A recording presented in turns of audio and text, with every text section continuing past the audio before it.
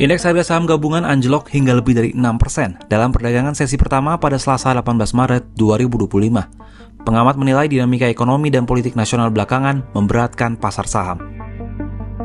IHSG yang hari ini dibuka di level 6.472, turun ke angka 6.076 atau turun 6,12% pada akhir perdagangan sesi pertama.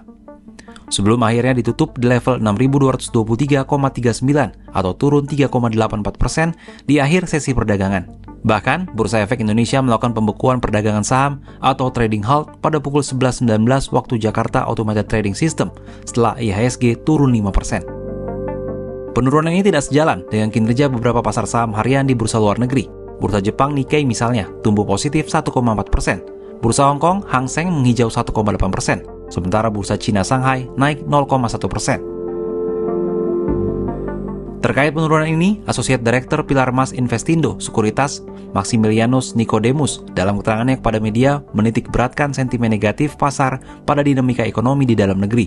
Selain penantian akan arah kebijakan moneter BI yang akan diumumkan Kamis 19 Maret, sentimen dari laporan kinerja keuangan dalam negeri yang dirilis belum lama ini juga jadi kekhawatiran pelaku pasar. Realisasi penerimaan pajak per Februari adalah Rp269 triliun atau anjlok 30,19% secara tahunan. Belanja pemerintah juga turun 7%, sementara defisit APBN mencapai Rp31,2 triliun.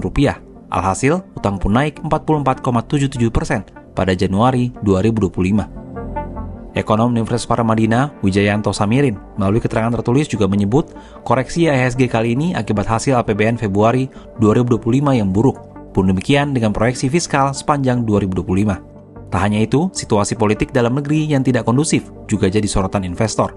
Apalagi beredar isu mundurnya Menteri Keuangan Sri Mulyani. Terkait hal ini, Wakil Ketua DPR Sufmi Dasko Ahmad pada Selasa 18 Maret memastikan Sri Mulyani tidak akan mundur. Mengenai Bu Sri Mulyani, saya pastikan bahwa Bu Sri Mulyani tidak akan mundur dan fiskal kita kuat. Demikian. Sementara itu, sentimen luar negeri juga tidak luput dari perhatian. Di antaranya adalah perang tarif. Uni Eropa misalnya menerapkan tarif yang lebih besar kepada produk AS. Ada pula kekhawatiran akan berlangsungnya resesi ekonomi di Amerika Serikat.